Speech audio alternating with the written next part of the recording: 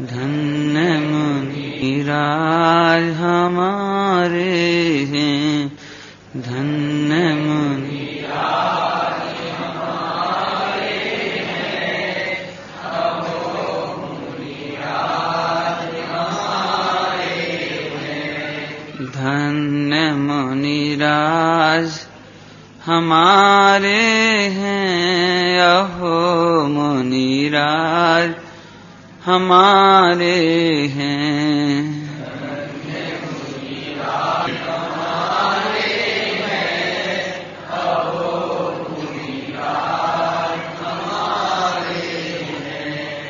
अहो मुनिराज की स्थिरता, अहो मुनिराज की समता, अहो मुनिराज की स्थिरता, अहो मुनिराज की समता, अहो मुनिराज की स्थिरता, अहो मुनिराज की समता, अहो मुनिराज की स्थिरता, अहो मुनिराज की समता, अहो मुनिराज का चिंतन, अहो मुनिराज का मंथन, अहो मुनिराज का चिंतन, अहो मुनिराज का मंथन, अहो मुनिराज हमारे हैं, अहो बड़ भाग हमारे हैं, अहो मुनिराज हमारे हैं, अहो बड़ भाग हमारे हैं, अहो मुनिराज हमारे हैं। धन्य मुनिराज हमारे हैं, अहो मुनिराज हमारे हैं, अहो मुनिराज हमारे हैं। अहो मुनिराज की निद्रा, अहो मुनिराज की मुद्रा, अहो मुनिराज की निद्रा, मुनिराज की मुद्रा, अहो मुनिराज की निद्रा, अहो मुनिराज की मुद्रा, अहो मुनिराज की निद्रा, अहो मुनिराज की मुद्रा,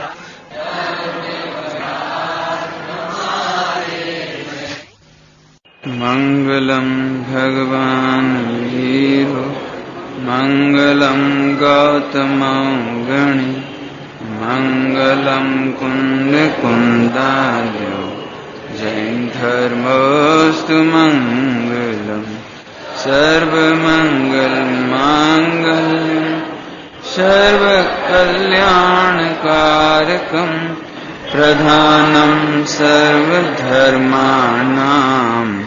जैनम जयतु शासनम, जैनम जयतु शासनम। बीतरागी देव शास्त्र मृत्यु महोत्सव एक अत्यंत ही मांगलिक प्रसंग है। भावनाएं तो मृत्यु के संबंध में सभी बातें ही हैं। अब कैसी बातें हैं, वो मिथ्या है या सम्यक है, ये बात और है। परंतु इस निरूपण को जानने के बाद आप सम्यक प्रकार से भावना भा सकते हैं। अन्यथा मृत्यु के आतंक में तो मनुष्य जी ही रहा है। कोई एक्सीडेंट का भय, कोई बीमारियों का भय, ऐसा ना हो जाए, ऐसा अकस्मात भय, परलोक का भय, ये लोक का भय, ऐसी पीड़ा, ऐसी आतंक, ऐसी कल्पना, इनसे बचने की कल्पना, उसमें तो सारा मानव समुदाय लगा हुआ है, पूरा का पूरा लगा हुआ है। पूरा विश्व मृत्यु से बचने की चेष्टाएं कर रहा है। एक लाइन में कहें तो सारा विज्ञान मृत्यु से बचने की चेष्टाएं कर रहा है, लेकिन जितनी चेष्टाएं कर रहा है हमें देख रहे हैं कि वह मृत्यु के अत्यंत निकट जा रहा है। और मृत्यु देह की हो या ना हो, लेकिन जिनको हम भाव मरण कहते हैं वो तो और भी अधिक तीव्रता से हो रही है इस समय। 24 घंटे व्याकुल जीव, माने मनुष्य भाव मरण में तो जबरदस्त पड़ा हुआ है इस समय, जिसे हम तनाव कह ले में, आकुलता कह ले में, घबराहट कह ले में, बेचैनी कह दे में। इतना आतंक इससे पहले नहीं रहा होगा कभी। उसे मिटाने के लिए समाधि मरण की चर्चा अपनी चली थी। अब इसका अंतिम प्रश्न चल रहा है कि यदि हम किसी की समाधि मरण कराएं तो कैसे कराएं, ये प्रश्न चल रहा था। अब हम व्यर्थ में समय न निकालते हुए इसको लेते हैं सीधा प्रश्न। पहला ही करते पढ़ के सुनाया था, उसमें बहुत अच्छी बात में जो आई थी, लेकिन डिटेल नहीं किया था, वो अभी करते हैं थोड़ा। पहला पॉइंट पढ़ते हैं, समाधि मरण के निर्यापन को भार रूप ना समझे। इसकी चर्चा अपन ने की थी, भार नहीं समझे इसको। 3 लोक में सर्वोत्तम कार्य है, इससे बढ़िया कोई काम नहीं है, इसकी चर्चा अपन ने उसने की थी। अपितु उत्साह से प्रवर्तित, मात्र अन्यों के भरोसे न छोड़े, यहां तक भी चल गई थी चर्चा। चित्त विबलता के निमित्त यानी अकुशल और प्रमादी लोगों को समीप में न रखे। प्रमादी की चर्चा की थी अपन ने। आलसी होगा तो उसके निमित्त से समाधि निर्विकल्प नहीं हो सकती, निराकुल नहीं हो सकती। क्योंकि प्रमादी आदमी को तो ये लगता है, जो छपक है, अब अपना अपनी छपक का नाम ले रहे हैं, मैंने समाधि मरण कर रहा है वो व्यक्ति, और उसने कहा जरा पानी देना, अब भी हाल तो बैठे, अब हम दिए थे। अब जैसे कोई ठंडों के दिनों में अक्सर ऐसा होता है, हाथ तापने वालों को उठना मुश्किल है, अब ऐसा लगा अब थोड़ी देर और गम खा। तो ये प्रमादी होगा तो वो आकुलित करेगा, मतलब जरा कोई बात होगी, भैया जरा बहुत जम के वेदना हो रही है, और प्रमादी होगा तो रजाई ओढ़ के बैठा है, उसे ऐसा लग रहा है कौन निकले, तो वो कहता है ठीक है अभी हाल करता हूं, अभी करता हूं।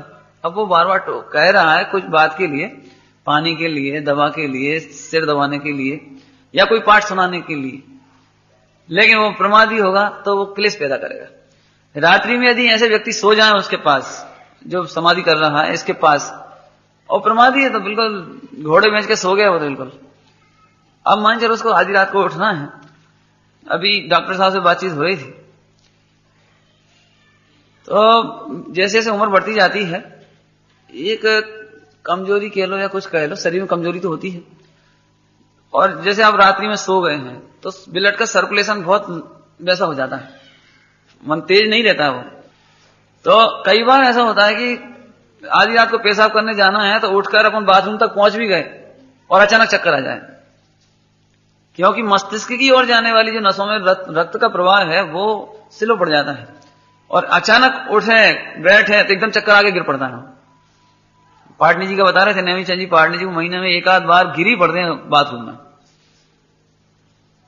बोलो, कहने का मतलब क्या है, डॉक्टर ने जो सलाह दी कि आप 5 मिनट रुको, उठने के बाद यदि आपको आधी रात को उठकर पेशाब करने जाना है तो आप 5 मिनट बैठो, पहले बिस्तर पे उठ के बैठो और फिर आप चलना शुरू करो। नॉर्मल कंडीशन आए तब चलो।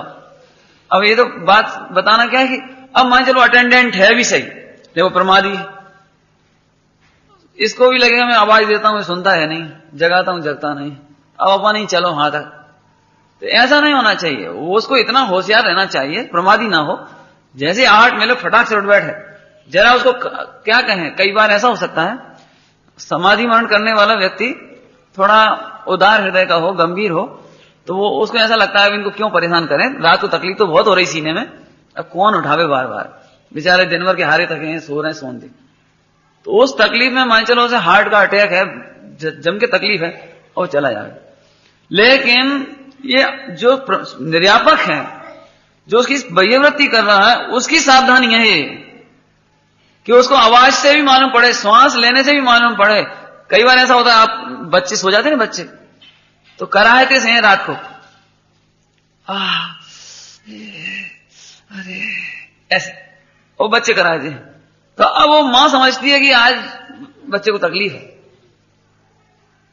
बच्चा रजाई खोल देता है ठंडों में, अब वो ऐसे कुकड़ रहा है, ऐसे ऐसे दांत बंध रहे हैं उसके और हाथ ऐसे हो रहे हैं, अब माँ समझ के उठ जाए जल्दी से, प्रमादी होगी तो नहीं उठेगी, वो उसको ढाक देगी और फिर ठीक कर देगी। कभी दर्द हो रहा हो तो बेटे क्या बात है, आज की तुम्हें तकलीफ है, तुम्हारी आवाज कैसे आ रही नाक से, गला ऐसा क्यों हो रहा है, बेटा तुम आज पानी में खेल रहे थे क्या, लाओ थोड़ी सी विक्स लगा दें। माने चतुर्मा होगी वो तो ऐसा करेगी, और प्रमादी होगी तो बोझ हम कहां तक ढांगे रात भर, हम कहां तक सेवा करें। ऐसे ये तो एक दृष्टांत इसलिए दिए कि इन निर्यापक की बहुत जिम्मेदारी है। अंतिम समय में आवाज बदल जाए, कराहे निकलने लगे, हाथ पैर टूटने लगे, निर्यापक की जिम्मेदारी है कि जो छपक समाधिमन कर रहा है उसको देह की किसी भी प्रसंग में, चाहे वो दर्द हो रहा हो, हाथ पैर टूट रहे हो, या उसका गला सूख रहा हो, अथवा और आधी रात को जिनवाणी सुनने का भाव रखता हो, अथवा उसको बेचैनी हो रही हो, तो निर्यापक की बहुत दो तरह की जिम्मेदारी है। एक तो शरीर के कारण उसका परिणाम ना बिगड़े, शरीर की तकलीफों के कारण, रोग के कारण, कसाय के कारण, उदय के कारण इसके परिणाम ना बिगड़े, नंबर एक। नंबर दो, और उसको परिणाम सुधारने के लिए भेद विज्ञान तत्काल करावे, आधी रात का भी प्रसंग हो तो भेद विज्ञान करावे, दोनों काम एक साथ, परिचर्या और भेद विज्ञान। कोरा भेद विज्ञान नहीं, कोरा संबोधन नहीं कि अब तो तुम कष्टों से भेद विज्ञान करो और सारी शरीर में तकलीफ है वो तो तुम भेद विज्ञान करो, ऐसा नहीं। रात भर भी बैठना पड़े तो उसकी परिचर्या करे, प्रमादी नहीं हो गए। एक पॉइंट तो बने प्रमादी नहीं हो गए। इसमें एक पॉइंट और एक शब्द बहुत अच्छा है, अकुशल। अकुशल लोगों को नहीं बिठावे, अनुत्साही लोगों को परिचर्या का काम ना सौंपे। कभी आपने देखा होगा, मैं आपको बताना चाह रहा हूं, जैसे कभी आपके बच्चों को खेलने का मन हो रहा है और आपके पैर दुख रहे हैं, तो आपने बच्चे से कहा बेटा जरा पैर रख देना, तो ऐसे कूदे उसने लिख अब उसका रस कहीं और है ना। और जो अनुत्साही है तो वो आपके हाथ पैरों का दर्द मिटाएगा नहीं, बढ़ाएगा नहीं होता। अच्छा देखा आपने,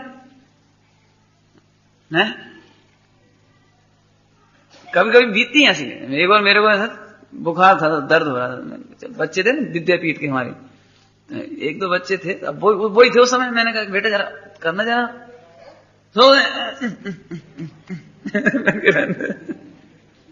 हो गई तो क्या करें।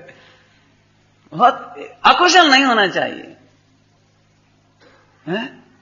मान के चलो छपक ने कहा, छपक माना अभी मैं छपक ही नाम ले रहा हूं, जो घर में बीमार है और समाधिमन कर रहे हैं, उन्होंने कहा जरा हमें पानी या उकाली काली मिर्ची उबाल के दे दो। और वो मजबूरी में कर रही है, वो बहू या कोई घर में मेंबर जो भी मजबूरी में कर रहे हैं, तो तवेली फाड़, छन्नी उठाई दो फाड़, पानी पूरे अरे मैंने वो स्वर से मालूम पड़ जाएगा कि ये पांव पटक करके काम करना, जल्दबाजी में काम करना, कोई सामान इधर ढोल दिया इधर छोड़ दिया, कर रहे हैं, करने की तलाश में है। तो अकुशल यदि होगा तो वो जो मरने के लिए समाधिमन कर रहा है उसको अंदर में अत्यंत पीड़ा होगी। उसे लगेगा कि अब मैं इन पर बोझ होता जा रहा हूं, आखिर मैं कब तक इनके ऊपर रहूंगा। और ऐसे में यदि उसे ऐसा निदान हो जाए कि अब तो भगवान उठा ले तो अच्छा है, अब तो देह छूटे सो अच्छी है, हमारे पीछे कब तक परेशान होंगे, ऐसा परिणाम हो गया तो समझ लो कि निर्यापक का काम सही नहीं हुआ, कर्तव्य सही प्रकार से नहीं निभाया गया। इसलिए अकुशल लोग, जो जिस कार्य में कुशल हो वो कार्य उसी को सौंपा जाए। परिचर्या करने का कुशल हो उसको कराना चाहिए। यदि वो पानी वगैरह उबालना छानना आदि है तो कुशल लोगों को कराया जाना चाहिए। समझ लो काली मिर्ची उबाली और उन्होंने वैसी वैसी दे दी, अब वो गले में अटक रही है उसकी काली मिर्ची। अरे छान करके देना है तो किस तरह से देना है, ये भी एक तरीका है। एक घटना मेरे साथ घटी, मुझे बहुत जम के जुकाम हो गया तो समाज में मैंने, वैसे तो कहने का काम नहीं पड़ता, लेकिन उस दिन मैंने कह दिया, मैंने थोड़ा सी काली मिर्ची और थोड़ी सौंठ और थोड़ी सी लौंग डाल देना और राग जो होता है ना, राग अंधा होता है वो। पंडित जी 4 काली मिर्ची, मैंने बता भी दी थी, 4 काली मिर्ची 1 लौंग इतनी सी सौंठ डालना, लेकिन वो पंडित जी 4 काली मिर्ची का बहुत मास राग है ना, राग अकुशल, वो अकुशल का अर्थ बताना, मैं इसीलिए दृष्टांत दे रहा हूं अकुशल का। आप ये समझो कम से कम 20-25 काली मिर्ची होंगी और कम से कम 4-6 लौंग और इतनी बड़ी टुकड़ा उसका होगा कम से कम, और आधी गिलास उबाल करके ले आएगा। और जब पहला ही घूट लिया तो अब आप ये समझना, मैंने मुश्किल से 4 घूंट पिया होंगे, मुझे सारे कपड़े उतारने पड़े उसने, इतनी गर्मी हो गई अंदर में। बताना क्या चाहते हैं, राग भी अकुशलता का कारण है। राग मत करो। क्या कहें, ये राग आपको पता नहीं लगता है। विद्वानों के प्रति भी अनावश्यक राग, मैंने तो ये निर्णय निकाला कि ज्ञानावरणी कर्म का बंध का कारण है। किसी की आराधना बिगड़े, किसी का चिंतन बिगड़े, बीमार हो जावे आपके अनावश्यक राग से, अनावश्यक गरिष्ठ भोजन बनाने से, कराने से, और समझ लेना वो सब, वो आपका जो राग है ना, वो उसका मान चलो एक दृष्टांत देते हैं बहुत सारा।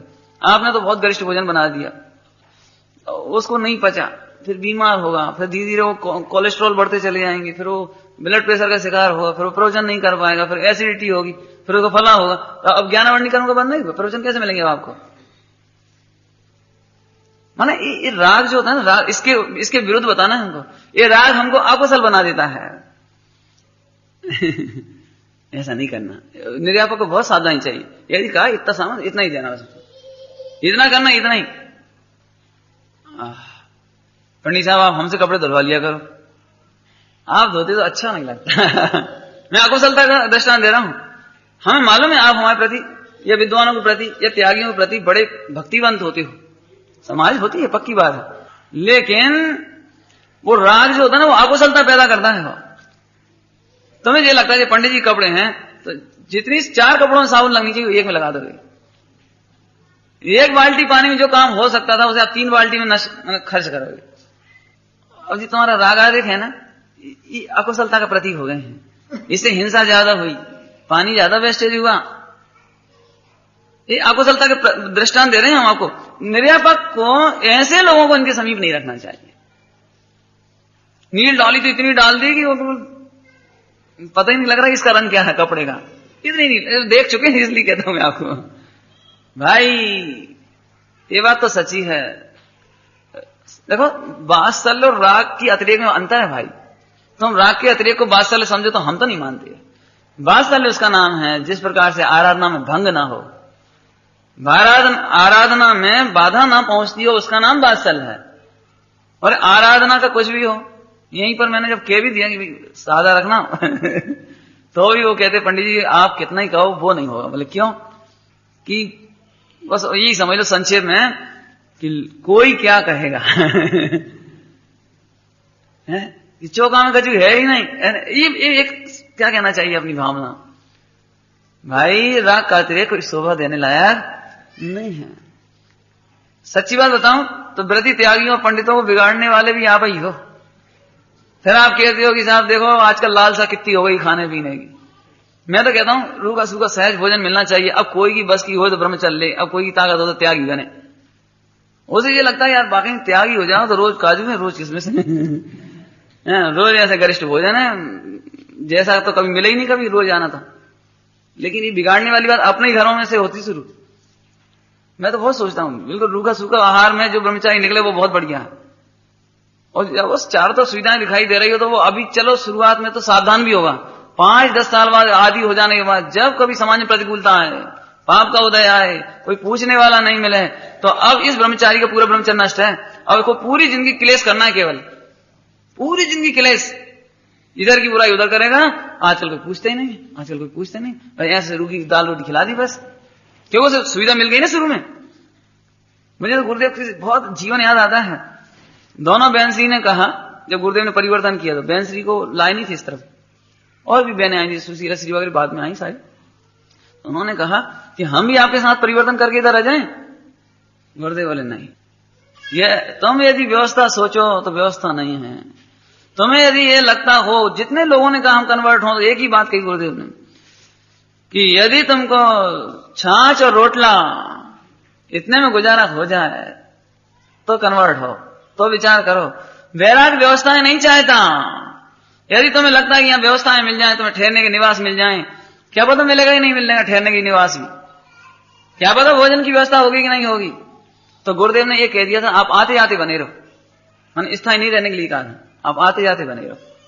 इस सुशीला श्री भी बहुत बरस तक उसी साधु वेश में आते आते बने रहे इधर उधर, ठहरने का निवास नहीं दिया, व्यवस्था नहीं दी। किसी से नहीं कहा गुरुदेव ने कि आप इनकी ऐसी व्यवस्था कर दो, ये तो बहुत दोनों बहन सी तो ऐसी हैं, इन्हें कोई व्यवस्था किसी को नहीं। रोटी छाछ रोटी खाने में तुम्हारा मन इस आराधना के मार्ग में रहना चाहे तो आ जाओ, और नहीं तो नहीं आओ। बोला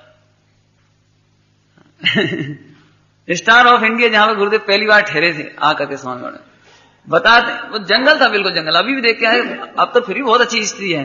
रोज जंगली बिच्छू गिरते थे 4-4, 5-5, और खपरेल का मकान है, खपरेल का 4-4, 5-5 बिच्छू गिरते थे ऐसे। बोलो ब्राह्मण का मकान था, वहां ठहराया था उनको। बहुत कहने मतलब क्या है भाई, मुक्ति का मार्ग भी, एक मैं सच्ची घटना सुनाता हूं। एक ब्रह्मचारी भाई आए हमारे पास, प्रवचन तो अपने होते ही है, सुख का मार्ग है, बहुत जबरदस्त मार्ग है, अच्छा है। तो साल 6 महीने या 1 आध महीना 15 दिन संग रहे। बोले आप तो कहते थे सुख का मार्ग है, हमें तो बिल्कुल ही सुख नहीं लग रहा। तो हमने कहा भैया तुम्हारी सुख की परिभाषा क्या है? मुक्ति के मार्ग में सुख तो है, सुविधाएं नहीं है। यहां तो पत्थर भी पड़ेंगे, उपसर्ग भी आएंगे, और कोई भोजन को भी नहीं पूछेगा, और मरते समय कोई हाथ पैर दबाने वाला भी नहीं मिलेगा। अब बोलो तुम्हें चाहिए? जनरली क्या हो गया है, आदत एक त्यागी वर्ग की कि वो सुविधाओं को सुख मान लेता है, और सुविधाएं पुण्य के अनुसार है। सुना, वैराग व्यवस्था नहीं चाहता, और सुख और सुविधा में अंतर समझ लेना, है ना? क्यों साहब, मंडल में कैसा लगता है आपको? मोक्ष मंडल में, पूजा पाठ में कैसा लगता है आपको? साधर्मियों में कैसा लगता है? सब बहुत अच्छा लगता है, बहुत अच्छा लगता है, सुख लगता है। अब मान के चलो ये सारे मोक्ष एक तरफ और तुम एक तरफ पड़ गए, सारी तुम्हारी निंदा करने लगे, क्या पूजा करते हो तुम, जय वो। अब बोलो इस मंदिर में आओगे कि नहीं आओगे? ये पुण्य के उदय में सब तुम्हारी पीठ ठोक देते हैं, व्यवहार अच्छा रखते हैं, तब तक तुम्हें यहां सुख दिखाई दे रहा है। लेकिन मैं कहता हूं ये सुख नहीं, सुविधा है। क्योंकि यदि तुम्हें सुख दिखाई दे इस मार्ग में, इस पूजा पाठ में, अथवा स्वाध्याय में, अथवा तत्व निर्णय में, अथवा इस मार्ग में, तब तो तुम्हें सारी दुनिया एक तरफ और तुम्हें एक तरफ रह जाना चाहिए। तब तो हम मानेंगे वास्तव में तुम सुख के मार्ग में हो। समझ लेना भैया, ये सुख और सुविधा में अलग फर्क है।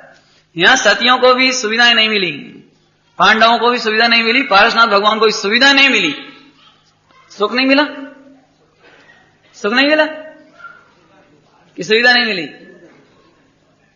देखो मैंने आपके लिए छोड़ दिया है, लेकिन आप लगा लेना इसमें। पंडित साहब 25 साल से पूजा कर रहे हैं, हमारे ही घर में पाप होता है, हमारे घर, हमारी तब श्रद्धा ही हट गई। समझ गए? तुम साथ आओ और सुविधा चाहते थे, तुम सुख कहां चाहते थे? खैर, ये तो हमने ये बताया, ये रागादि की तीव्रता ये अकुशलता पैदा करती है, और अकुशल लोगों को समाधि करने वाले के पास नहीं ठहराना चाहिए। क्योंकि वो उसकी जो अकुशलता है, चाहे वो खान पान की हो, बोलचाल की हो, वैयावृत्ति की हो, वो उसको संकलित पैदा कराएगी। देखो जिसका चित्त नहीं लग रहा होगा, अनुसारी होगा, तो वो भले ही करेगा, लेकिन बीच में एक शब्द ऐसा बोल देगा कि उसे पीड़ा हो जाएगी। घर में जहां समझ लो देवर की शादी नहीं हुई है, अब मजबूरी में रहता ही हो तो संग में सब कुछ हो रहा है। अब भाभी को भगा तो नहीं सकती ना उसे, अब रोटी बनाएगी, खिलाएगी भी, कपड़े भी धोएगी, सब काम करेगी, लेकिन 24 घंटे में एक आध बार ऐसी बात जरूर निकलेगी उसके जबान से कि वो देवर को तकलीफ दे देगी। कर रहे हैं सब, ये अकुशलता का दृष्टांत। तो अब उसे वो पीड़ित कर जाती वो बात। ऐसे इधर समझ लेना, अकुशल व्यक्ति सेवा भी करेगा, लेकिन उसके मुख से जो वचन निकल जाएंगे, एक भी सुन ले और सुन लो, खा लो फिर मिले ना मिले, खाओ हमने तो खूब बनाई, चिंता नहीं करो। अरे वचन से वो पीड़ित हो जाएगा। ऐसे यहां पर जो सेवा करने वाला 3 मौसमी को रस तो निकाला था, और बनाएगा उसको ऐसा लगेगा ये तो मौसमी का रस भारी पड़ जाएगा वो छपक। अरे तुम्हारे मुख से ऐसा कैसे निकल गया, 3 हो गई? अरे होना भी चाहिए, अरे इतना सी रस निकला, थोड़ा सा ले ले, नहीं हम नहीं, इतना सवाल, अरे कशी नहीं। अब वो तो ये कह रहा है हमसे गुटके नहीं जा रहा, अरे सब गुटक जाएगा, हम थोड़ा सा ले, कछु भी तो नहीं लिया तुमने, अरे इसके मुख से तो ये निकले, तुमने कुछ भी तो नहीं लिया। ये 2-4 मौसम ही होता ही क्या है, ऐसे निकले और अभी उल्टा हो जाए, एक सेव तो छील दो, पहले जो खा ले फिर दूसरा देखे। तो ऐसे अकुशल व्यक्ति, समझ गए ना दृष्टांत, ऐसे अकुशल व्यक्ति, माने अब आप ही समझ गए होंगे ना मन में कितनी पीड़ा होती होगी उस समय। और यदि इसको संकलेश हो गया, कहीं निदान बंद हो गए और इसका भेद विज्ञान छूट गया तो उसका समाधि मन बिगड़ जाएगा। इसलिए निरापक की बहुत जिम्मेदारी है कि अकुशल, प्रमादी, असंयमी, अनुत्साही ऐसे व्यक्तियों को उसके पास न छोड़े। दूसरा, आहार आदि का क्रमशः योग्य अवसर देखकर, आहार आदि का जो त्याग है वो क्रमशः योग्य अवसर देखकर थोड़े थोड़े समय के लिए समुचित निर्णय लेकर के, और वह भी वैद्य की सलाह से ही त्याग करावे, अपने हठाग्रह से नहीं। देखो कई बार छपक भी ये कहने लगता है अब पानी कब छोड़ाओगे, अब तो पानी छोड़ाओ, अब तो अब पानी छोड़ाओ, अब अपने को भी सो जाओ। हम तो देखो हम तो कह रहे मत छोड़ो, लेकिन हम ये नहीं मान रहे, हमें क्या करना है, अच्छी है जल्दी जाए छोड़। ऐसा नहीं, छपक कहे तो भी नहीं छुड़ाना, स्वयं को भी लगे तो भी नहीं छुड़ाना, वैद्य की सलाह ले लेना। वैद्य नाड़ी आदि देख करके ये नक्की करेगा कि अब इनकी स्थिति कितनी रह गई है। यदि उसे ऐसा लगता है कि इनकी इस प्रकृति पित्त प्रकृति है, इसमें इनको उद्रेक होगा, वो अंदर से जी मचलाएगा, इनका सिर बनना सकता है, इनके मस्तिष्क का कंट्रोल समाप्त हो सकता है, तो वो ये कहेगा कि साहब आप इन्हें मरते दम तक पानी मत छोड़वाना बिल्कुल। यदि 1 घंटा भी शेष रह जाए तो भी पानी मत छोड़ाना, क्योंकि अंतिम समय में यदि इनका मस्तिष्क में कुछ हो गया या इधर कुछ हो गया तो इनकी समाधि बिगड़ जाएगी। फिर मैंने एक दिन चर्चा की थी, कोई त्याग पूर्वक मरना इसका नाम समाधि की सफलता नहीं है। समता पूर्वक जो देह का छोड़ना है वो समाधि की सफलता है। अक्सर अभी जितना वजन त्याग पे जाता है ना, वर्तमान की समाधि जितनी मैं देखता हूं या आप देखते होंगे, वहां 2 ही नजर बहुत है, एक तरफ ये कपड़ा और एक तरफ ये पानी, और जे छूट गया। और फिर क्योंकि मजा आता है सुनने में, क्योंकि महिलाएं मिल गई 1500 मंदिर की इधर उधर, आज तो पानी भी छूट गया, अब तो दूध छूट गया, अब तो हमने ऐसी सुनी, हमने अपनी आंखों से देखी, मर गए। तो लोगों को ये जो प्रोपेगेंडा होता है ना ये जो प्रचार, इसमें लोगों को बड़ी महिमा आती है। अरे भैया, अरे ये नहीं मालूम कि तुम्हारा इसमें कोई दम नहीं है। इसमें मैं तो कहता हूं अंतिम समय में भी यदि उसको समता भाव हो और मुख में पानी हो तो मैं नहीं सोचता समाज बिगड़ गई, क्योंकि पानी ग्रहण करने का अभिप्राय नहीं होना, अनाहारी तत्व का लक्ष्य होना, ध्रुव तत्व की दृष्टि होना, और उस समय क्या फर्क पड़ता है। अभी मैं सुनाऊंगा आपको कथाएं दिगंबर महाराज को, अरे कैसी कैसी अवस्थाएं पर उपसर किए गए, लेकिन केवल ज्ञान कहां रुक गया, वो केवल ज्ञान कहां रुक गया। सरल भाषा में कहें तो लकीर के फकीर नहीं होना। दुनिया तो ऐसे ही कहेगी, अभी भी कहेगी, दुनिया देखेगी। मेरी समाधि हो रही हो तो अब पंडित जी अब आप छोड़ दो बुद्धि, लोग क्या कहेंगे, ये तो खाती खाती मरी मैंने लौकिक ख्याति, लोकेशना, क्या फर्क पड़ता है इससे। सोचना, अभी मैं सच कहता हूं, मान के चलो कई लोग आलोचनाएं करते हैं कि मात्र 2 पैसे का नमक छोड़ दिया आपने, और उस दिन तुमने 20 रुपए की किशमिश की चटनी बनाई, लौंजी बनाई, हलवा बना, फिर जी बनाया, फिर 2 घंटा दूध औंटा। अब ईमानदारी बताओ, ये रस परित्याग है? ये रस परित्याग है कि रस की ग्रहता है? आप बताना जरा इसको। लेकिन लकीर फकीर ऐसे बैठे हैं, हाँ पंडित जी काय, कभी कभी हमसे पूछती महिलाएं, पंडित जी आज रविवार है, आप है नमक, भाई हम तो ऐसा है, आप हो तो नहीं हो, हमें कोई आग बोलता नहीं। उसमें लिखा है रत्नगढ़ साहब का चार्ज में, नमक का रस के लिए यही नहीं लिखा कि नमक, कभी नमक कम हो तो भी समता पूर्वक खा ले, ये रस परित्याग है। कभी नमक खारा हो गया हो तो भी समता पूर्वक भेद विज्ञान पूर्वक खा ले, तो ये भी रस परित्याग है नमक का, लिखा है, पढ़ लेना। क्योंकि हमको तो रस रस रस, नमक का त्याग नहीं, नमक के रस का त्याग नहीं आई समझ। नमक का रस अंदर जो पड़ा हुआ है उसका त्याग होता है। अब खारा खा के देखो, एक एक कोर दाल गुटकने में मालूम पड़ा, खारा खा के देख, अब उस समय तो भेद विज्ञान और समता रहे, तो ये भी रस परित्याग है। पढ़ लेना आप उसमें से। आज तो तुम तब का दिन है ना, रस परित्याग नाम का तब पढ़ लेना। अभी बहुत अच्छे दिन चले, ये जो महीना था ना, इसमें कम से कम महीने में 15 तिथि अच्छी थी। अभी परसों ही अजितनाथ भगवान का जन्म और तब कल्याण अपना निकल गया। कल भगवान रामचंद्र जी का केवल ज्ञान कल्याण है कल, याद इसलिए, अभिनंदन नाथ भगवान का जन्म और तब कल्याण कल है। ये तो याद इसलिए दिला दिया। ओहो, सीता का जी वो याद कर लेना, अवसर करेगी, नृत्य होगा, संगीत बजेगा जंगल में, और लेकिन वे स्त्री नाम का परिचय होगा, स्त्री नाम का परिचय, नृत्य करे, गान करे, संगीत बजावे, सब कुछ करे, लेकिन दिगंबर मिजाज मेरू के समान अचल है। धन्य धन्य वे सूर साहसी, मन सुमेर जिनका नहीं कहां पे। याद कर लेना, मतलब बीच में बात आ रही तो कह दिया। लकीर फकीर नहीं होना, अनुकूल त्याग और उसी के अनुकूल उसको औषध पानी आदि देना चाहिए। वैयावृत्ति के लिए हर समय कोई ना कोई साधर्मी आवश्यक रूप से समीप रहे। साधर्मी कहाँ है? व्यक्ति नहीं। साधर्मी में एक बात ध्यान रखना, साधर्मी में समान रुचि वाले। साधर्मी का मतलब जैनी नहीं, साधर्मी का मतलब जैनी नहीं, और नौकर की तो बात ही नहीं है। जैनी नहीं तो फिर नौकर की क्या बात है? और साधर्मी माने कोई अपने परिवार का लड़का लड़की स्त्री बहू हो, ये भी नहीं। साधर्मी माने समान रूप से जिन्हें एक जैसी रुचि हो, ऐसे धर्मी, धर्मात्मा, उनको वहां पर उनके सामने रखना। कोई ना कोई साधर्मी सदा उनके पास रहे। परिवार के सदस्य मित्र आदि को कभी भी अकेला नहीं छोड़ें, अकेला नहीं छोड़ें। देखो, आप सर्वथा तो ये नहीं कह सकते साहब वो मित्र मिलने आए हैं, देखने आए तो ना मिलने दें, मिलने तो दें, लेकिन अकेले में नहीं छोड़ें उसे। अकेले में वो गप्पे लगा सकता है, अब तुम चले जाओगे, हम अकेले रह जाएंगे, पहले अपन खेलते थे, याद है तुम्हें, अपन वहां शादी में गए थे, वो कुछ भी बातें कर सकता है वहां करके। जनरली लोग पाठ सुनाना या बैराग कराना या भेद विज्ञान कराना तो जानते नहीं। मित्र हैं, रिश्तेदार हैं, अब देख लेना 99% घरों में देख लेना, बीमार को जब मिलने आते हैं, मरने वाले को जब देखने आते हैं, तो कौन सी चर्चा होती होगी, आप नोट कर लेना इस बात को। उन्हें ये लग रहा है हम इनको मन बहला रहे, हम इनको मन बहला रहे।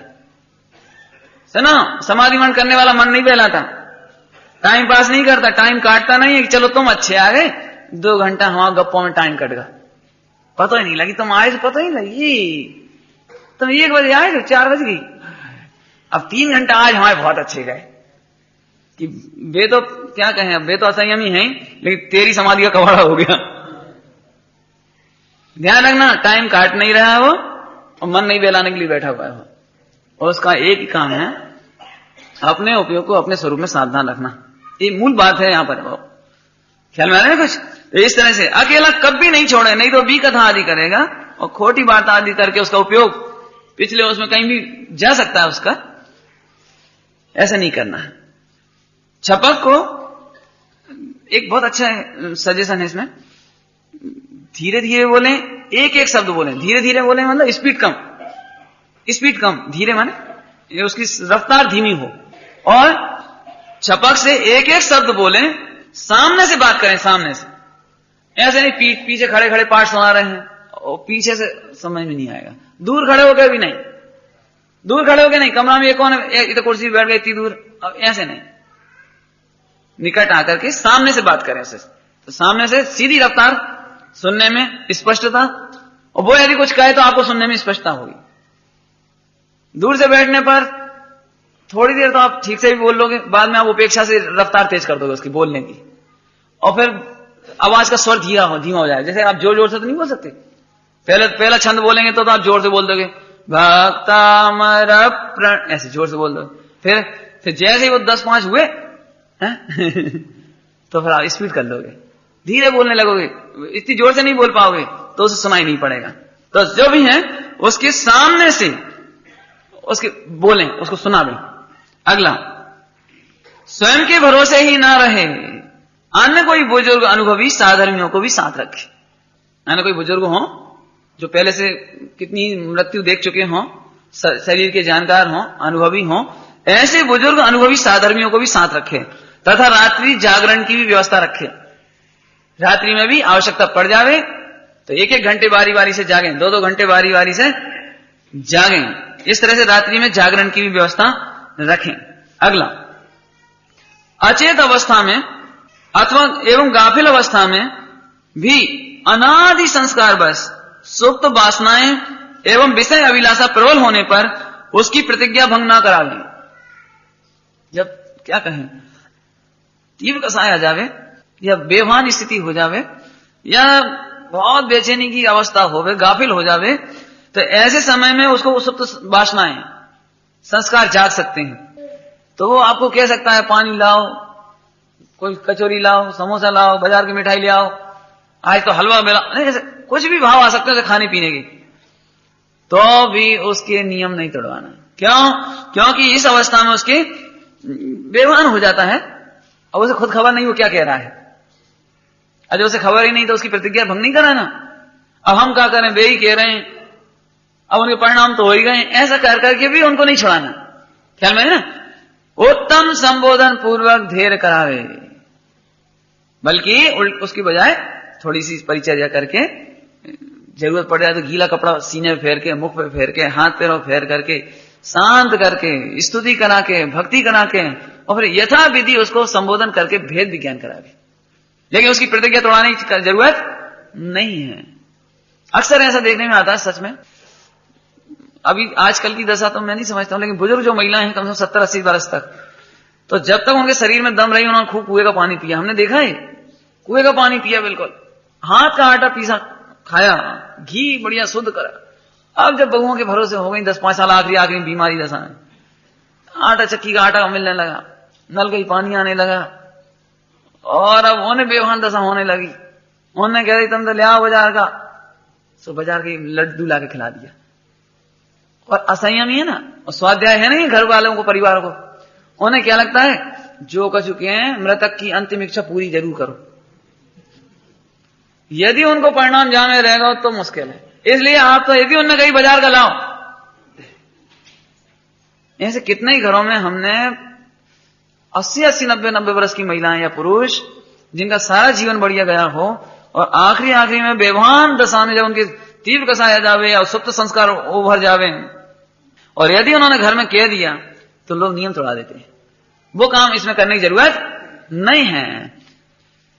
देखो, वो द्वेष का पात्र नहीं है, घृणा का पात्र नहीं है। कसाय के आवेग में औदैहिक भावों की तीव्रता वो दया का पात्र है, वो आपके वात्सल्य का पात्र है, वो आपकी सहानुभूति का पात्र है। आप उसे बड़े प्रेम से संभालो और संबोधन करो। और एक बात और ध्यान रखो, कोई भी तीव्र वासना अंतर्मूर्त से ज्यादा नहीं रह सकती। कदाचित वो कह भी देवे तो उस बात को आप मानो ही मत, थोड़ी देर बाद उसका परिणाम ढीला होगा। है भैया, तुमने पूरे जीवन तो पानी पिया नहीं, ऐसा तुम कहो तो ले आए, देखो, और एक आध कथा सुना दी फिर मुनिराजों की, फिर वो धीरे से, तो फिर पानी पीने की इच्छा हो तो ले आए, बाजार की मिठाई ले आए, तुमने 80 साल से तो खाया नहीं, 70 साल से ले आए, सुनो, और लड्डू तो ले आए, लेकिन वहां एक मच्छर निकल गया, तुम कहो तो दे दे। सुनो, वो बाजार का लड्डू ले तो आए हम, लेकिन बना कहां था वो मांसाहारी के डेयरी वाले का बना था, वो जमादार के बना था, वो बिजली के कीड़े ऐसे ऐसे गिरते हैं ना, तुम कहो तो खिला दें। मैं क्यों कह रहा हूं, कई बार परिवार वाले इसलिए खिला देते हैं, कौन कोई किटकिट करे, इनसे चिल्ला रहे हैं, जो आ रहा वही से कह रहे हैं कि हमें लड्डू नहीं खवा सका, कंजूस हैं, हम मर जाएं, 2 रुपये खर्च नहीं कर सका, तो ऐसा चिल्लाने लगता है वो। तो ऐसे में घर वालों को ये लगता है कि अपनी इज्जत खराब हो रही है, तुम तो 2 रुपये का लड्डू लिया बाजार से, इन्हें मलाई का लड्डू खाना है, बहुत पसंद है, खिला दो। इन्हें क्या लगता है ये चिल्ला रहे हैं, कसाई कर रहे हैं, 10 जनों से कह रहे हैं, और लोग हमें क्या कहेंगे, तुम तो इनकी इच्छा पूर्ति कर दो, हमें कछु नहीं ये कहेंगे ये कंजूस हैं। तो ऐसी बातों से बचने के लिए भी तुम उनका नियम मत तोड़ाओ। क्या कहें भाई, माता तो माता ही है, और अबोध बालक अबोध बालक है। अबोध बालक तो यही कहेगा कि हमें ये चीज खिलाओ, माता क्या करेगी, अब बेटा तू अभी नहीं समझता है, चाहे डांट करके और चाहे प्यार से समझा करके और चाहे लोभ दे करके उसे वो खिलाना नहीं। ऐसे यहां पर नियम संयम तोड़ाने की जरूरत नहीं है, कभी डांट करके भी और कभी प्रेम से समझा करके भी।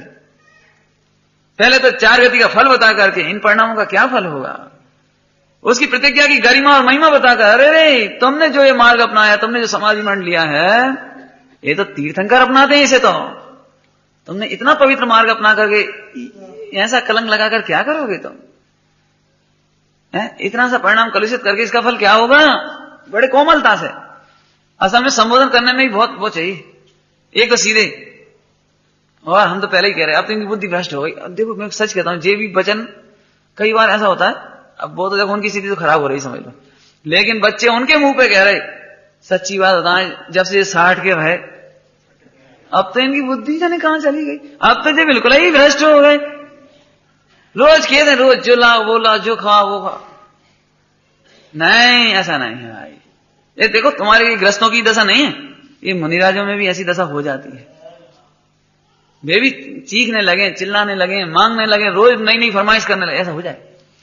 तो आचार्य देखते हैं यदि हमने इनका त्याग नहीं कराया है तो कदाचित वे चीजें बनवा के दिलाते भी, उनको दिलवा देती हैं, शुद्ध शुद्ध दिलवाएंगे, और लेंगे कितना, इतना सा जरा सा वो बनवा दिया ले, और स्वाद बेस्वाद हुआ, कहो भाई अब भेद विज्ञान कराएंगे।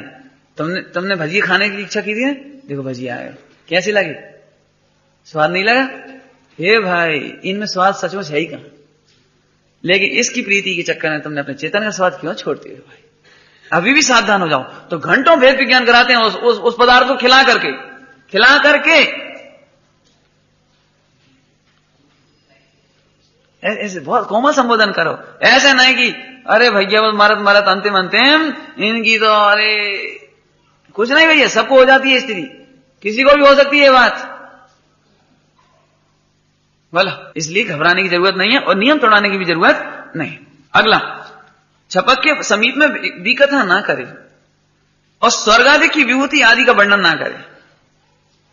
स्वर्गाधिक के, अरे भैया समाधि का फल तो 16 स्वर्ग उपजावे, और वहां तो इतनी देवियां और एक एक की इतनी और इतनी आयु, और ऐसा उसको निरोग शरीर, ऐसी कांतिमयी शरीर, और ऐसे विमानों का स्वामी, और फिर वहां से चल करके विदेश जावे, और वहां से चल करके फिर मनुष्य होवे और मुनि होवे। ऐसा व्याख्यान उसके सामने नहीं करना, क्योंकि तब ऐसे समय वो निदान बंद कर सकता है। उसको वो भोगों का, स्वर्ग आदि के व्ययों की बात सुन करके चलो ठीक है अब हम विदेश क्षेत्र जाएंगे, मैंने विदेश क्षेत्र के नाम पर भी स्वर्ग आदि की कल्पना नहीं कराना उसे, बल्कि समय समय पर उससे पूछना, क्यों भाई अब तुम्हारा मोक्ष तो होना नहीं है, मोक्ष तो तुम्हारा भी होना नहीं है, ये बताओ 4 गति में से कहां जाना है। अब उससे पूछ, मन टटोरा, उसमें क्या दिक्कत है। अब वो कहेगा सुख तो कहीं नहीं है भैया। अब जे तो पिताजी तुम शास्त्र में से कह रहे, अब जाना तो पड़ेगा ही, अब बताओ कहां जाओगे। अच्छा मैं आपसे पूछता हूं कहां जाओगे, देखो अभी वो बात नहीं करना, 4 गति में 2 वो तो हमें ही मालूम है, आपको ही मालूम है। अब जाना तो है कहीं ना कहीं, बोलो कहां जाना है? बोलो, अरे प्रभु सच्ची बात है, कौन सी जेल में जाने की बात करें बता, अंतर से कौन सी जेल में जाने की बात करें। नहीं साहब आजकल वो सुविधा संपन्न जेल अच्छी हो, समझो सीरियस बात है, थोड़ी गंभीर बात है, ख्याल में आ रहा कुछ। कौन व्यक्ति होगा जो कहे हम वो जेल अच्छी है, जाना पड़े और बात है, लेकिन हमारे हृदय में तो कोई भव की लगार शेष नहीं है, कोई गति की लगार शेष नहीं है, कहां सुख है, कहां जाएं हम, बोलो बहुत गंभीर। क्यों करें क्या, घर में घुस गए हैं और आग लग रही है तो जल जाए ये अलग बात है, लेकिन हम शरीर का कौन सा अंग जलाएं, जल जाए तो पूरे जल जाए हमें कोई दिक्कत नहीं है, जल जाए तो शरीर का कोई हिस्सा जल जाए हमें कोई दिक्कत नहीं है, लेकिन बुद्धि कौन सा हिस्सा जलाएं, कौन सा हिस्सा जलाएं, कपड़े का कौन सा हिस्सा जलाएं। ऐसे ही 4 तरह के लोग हैं, एक 100% जल गया, एक 50% जल गया, एक 75 जल गया, एक 25 जल गया। बोलो साहब 4 में से कितना जलना है तुम्हें, बोलो ये कितना जलना है, राजेश भाई कितना जलना है कि साहब 25% वाला ठीक रहेगा, कौन कहेगा बताओ, कौन कहेगा। ऐसे ही चारों गति पीड़ा के घर हैं, मेरे स्वरूप स्वदेश नहीं है, मेरे चेतन के आनंद के स्थान नहीं है। अरे रे वहां के संयोगों में भले तीर्थंकर मिलते होंगे, वहां के संयोग में भले ही शरीर की सुविधाएं मिलती होंगी, और वहां के संयोग में भले ही इंद्रादि को देवादि का व्यवहार मिलता होगा, लेकिन सच पूछो तो 1% भी यहां से ऐसा भाव नहीं आता कि चलो 4 में से जहीं चले जाएं, जहीं अच्छी है। अब जाना पड़ता है ये अलग बात है, देखो निर्ममत्व पूर्वक स्वर्गाधिक में जाना अलग बात है, और ममत्व पूर्वक स्वर्गाधिक में जाना अलग बात है। ममत पूर्वक स्वर्ग आदि में पहुंचेगा तो नियम से भोगों में अटकेगा, और निर्मल बुद्धि पूर्वक वहां जाएगा तो भेद विज्ञान की प्रमुखता रखते हुए ध्रुव स्वभाव को ऊर्ध्व रखता हुआ विदेश क्षेत्र आदि का जाकर लाभ उठा सकता है। उठा सकता है, उठाए ले वे नहीं बात है। लेकिन तुम्हें पहले से मिठास आने लगी, हमें तो पढ़ना बहुत शांत है, बहुत शांत है, महाचार्य हम कर नहीं रहे, त्रियंश विजय नहीं, और ऐसे क्रोध हम कर ही नहीं रहे, नरक जाने नहीं, और मनुष्य गति में तो इतने समता परिणाम से जा नहीं सका। चलो ठीक है, असंतोष होने लगा। काय का संतोष हो रहा है? क्या संतोष होता? ख्याल में आ रहा है? ओहो, ऐसे ऐसे उसको समीप में बिकता बिल्कुल नहीं करें, नरक गति के भय बताने वाली बातें भी नहीं करें, क्योंकि ये चर्चा अपने बहुत शुरू में हो गई। समभाव का नाम समाधि, कोई नरकादिक का भय और स्वर्ग मोक्ष का लोभ इस समाधि नहीं होने देती। स्वर्ग मोक्ष का लोभ भी उसे समाधि नहीं होने देगा, और नरकादिक का भय आतंक हो जाए, उसे आक्रांत हो जाए। एक बात बताएं आपको, जब भी नरकादिक का भय दिखाया जाता है तो आपका चित्त एक अजीब सी आक्रांतता महसूस करता है। परिणाम संभालो, यह सुना हो जाए, अपन नहीं करने, तो वो 24 घंटे परिणाम की दृष्टि हो जाती है। फिर हमें तो परिणाम की दृष्टि नहीं करानी भैया, संभाव कराना है, अपरिणामी ज्ञान दिखाना है। यहां की भाषा में कहें तो नहीं, क्या बोलो, किसी पुत्र को ये बात कहना पड़ती होगी कि बेटा तुम अपनी युवा बहन के संग रहते हो, जाते हो, आते हो, बहुत सावधानी रखना, कहना पड़ती है उसे बात कि नहीं तो तेरा सील छूट जाए, ये तेरे परिणाम खराब हो जाएं, ये तुझे विकल्प आ जाएं। कि पिताजी कैसी बातें करते हो आप, मेरी बहन है वो, स्वप्न में भी कलुषित नहीं हो सकता चित्त। परिणाम को बता रहा हूं, परिणाम को ऐसे ही बहुत सावधानी रखो, नरक नहीं चले जाना, बहुत सावधानी रखो। कैसी बातें कर रहे हो? जिसने स्वरूप का अवलंबन लिया है वो नरकादिक जाएगा कैसे? जिसने स्वरूप का अवलंबन लिया उसका परिणाम भ्रष्ट होगा कैसे? दादी तुमने ये सोच कैसे लिया? आइंदा हमारे सामने नरकादिक के भय की चर्चा नहीं करना। ये अच्छा पुरुषार्थ समझ आया? कुछ नहीं, दर्शन समझ आया नहीं? कैसी बातें कर रहे हैं? हमें काहे की घबराहट? हम बहन के साथ कहीं चले जाएंगे, क्या दिक्कत है? हमें कोई अलग से विचार करने की जरूरत पड़ेगी? ऐसे जिसने स्वरूप का अवलंबन लिया है वो ये कहता है तुम हमें चार गति का भय मत दिखाओ, और तुम हमें स्वर्ग मोक्ष का लोभ भी मत दिखाओ। मैंने स्वरूप का अवलंबन लिया है, अब मुझे ना तो स्वर्गादिक का भय है, ना नरकादिक का भय, न स्वर्ग मोक्ष का लोभ है। ये बहुत बैलेंस का काम है भैया, बैलेंस। हालांकि अभी इसकी चर्चा बहुत होनी चाहिए। जरा कोई आपका हाथ देख के बताए कि राजकुमार जी आप साथ में तो नहीं जाते अभी, लेकिन नरक में जाओगे, और इनका हाथ देख के बता दें भैया तुम्हें स्वर्ग का बंद हुआ है, कोई अवधि ज्ञानी आगे बता दें, तो जिसका नरक का हुआ वो मर गए, और जो स्वर्ग वाला तो सुनो, समाधि करने में परेशानी आएगी तुम्हें। दो जनों का हाथ देख के अभी कहें भैया तुम्हारे शरीर में तो बीमारी की लाइन बहुत खतरनाक है, जीवन रेखा बड़ी खतरनाक है तुम्हारी, कम से कम 25 साल रोग होंगे तुम्हें, और इनकी देख के कहते हैं अरे साहब गजब हो गई स्वास्थ्य लाइन आपकी तो जोरदार एकदम, बिल्कुल आप बढ़िया तंदुरुस्त रहोगे, ऐसे फूले को पहुंच जाए, अब तो मैं शांति से गर्राता हुआ मरूंगा। गर्राता मैंने ऐसा ही है, और क्या, खाऊंगा पीऊंगा आराम से। अब जे इनकी है चिंता, तो 25 साल जब डॉक्टर तेल मना करेगा, घी मना करेगा, तो आपकी वासना कहां जा रही है? सुनो, धन्य है वह संभाव कि 700 वर्ष का कोड़ हो गए तो अभी हमें यहां नहीं देखना है, और निरोगी काया हो तो हमें इधर नहीं देखना। बहुत चर्चा हो चुकी पूर्व में। कोई कहते हुए रोग होगा, इसके अंदर से आता है कि रोग जहां होगा वह मैं नहीं हूं, मैं जहां वहां रोग हुआ ही नहीं कभी। तो उसके अभी तुमको यदि बताएं तो तुम्हें क्या भावना आई हुई है? पंडित जी डॉक्टर साहब ने कही रोग होगा, आप कर्म के बताए रोग होगा, हमें शरीर में हाथ में देख के बताया उन्होंने, चिकित्सा क्या बोलता है ज्योतिषी ने, तो ये भगवान रोग नहीं हो जाए, रोग नहीं हो जाए, रोग नहीं हो जाए। ज्ञानी कहते हैं रोग हो ना हो तो हो जाए, लेकिन तू जहां होगा वहां हमारी सत्ता ही नहीं है, और जहां मेरी सत्ता है वहां रोग होते नहीं। अज्ञानी ना हो जाए, ना हो जाए, ना हो जाए का चक्कर में रहता है, तो उसकी पूरी दृष्टि शरीर की तरफ रहती है। ज्ञानियों की दृष्टि सदा आत्मा में रहने से उन्हें कभी ये नहीं लगता कि नहीं हो जाए, हो जाए। हमें क्या खतरा है, ख्याल में? तो इस तरह से ये भी कथा आदि ना करे, स्वर्ग आदि की विभूति आदि का वर्णन ना करे जिससे उसे निदान बंद आदि का प्रसंग उपस्थित हो, बल्कि आध्यात्मिक तथा मुनिराजों की समतामय आराधना का स्मरण व पाठ आदि प्रमुखता से करावे, इस तरह से करावे। अब इसकी ये जो पाठ आदि की चर्चा है, इसकी चर्चा अपन अलग से करेंगे। जब ये पूरा प्रसंग होगा तब पाठ आदि, समाधि मरण आदि पाठ की चर्चा भी थोड़ी करेंगे। अभी समय हो गए, बाकी चर्चा कल करेंगे। ओम नमः सिद्धि। दिन रात मेरे स्वामी मैं भावनाए भाऊं, देहांत के समय में तुमको न भूल जाऊं। शत्रु अगर कोई हो संतुष्ट उनको कर दूं, समता का भाव धर कर सबसे क्षमा कराऊं। त्यागूं आहार पानी औषध विचार अवसर, टूटे नियम न कोई दृढ़ता हृदय में लाऊं।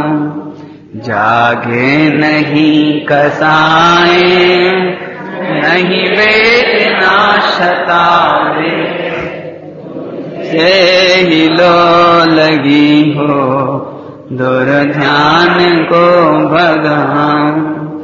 आत्म स्वरूप अथवा आराधना विचारूं, अरहंत सिद्ध साधु रटना यही लगाऊं। धर्मात्मा निकट हो चर्चा धर्म सुनावे, गो सावधान रखे गाफिल न होने पाऊं। जीने की हो न वांछा, मरने की हो न ख्वाहिश, परिवार मित्र जन से मैं मोह को हटाऊं। भोगे जो भोग पहले उनका न होवे सुमिरन, मैं राज संपदाया पद इंद्र का न चाहूं। रत्नत्रय का हो पालन, हो अंत में समाधि, शिव राम प्रार्थनाय जीवन। दिन रात मेरे स्वामी मैं भावनाए भाऊं, देहांत के समय में